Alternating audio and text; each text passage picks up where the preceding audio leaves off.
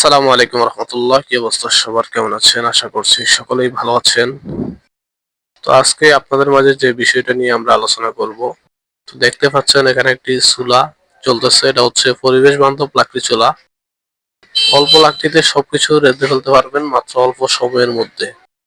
রান্না করতে পারবেন খুবই দ্রুত এবং সংক্ষেপে। কোনো ধোয়া নেই, কোনো ঝামেলা নেই।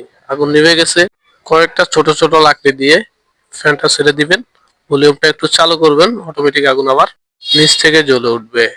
তো বন্ধুরা, চলুন এই অসাধারণ চুলাটি আমরা কিভাবে তৈরি করেছি তা সম্পূর্ণ আজকে দেখে নিব।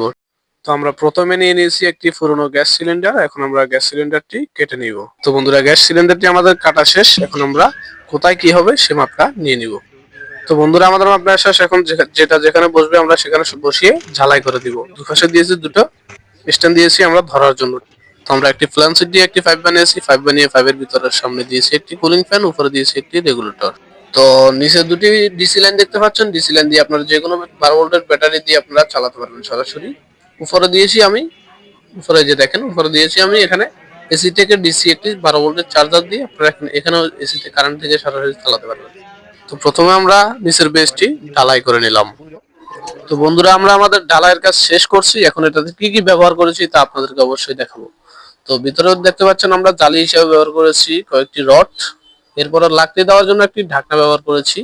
তো ফাইনালি আমাদের চুলা বানানো কমপ্লিট। এখন আমরা চুলাতে আগুন জ্বালিয়ে দেখবো চুলাটির রিভিউ কেমন। তো চলুন আমরা এখন রান্না করে দেখবো।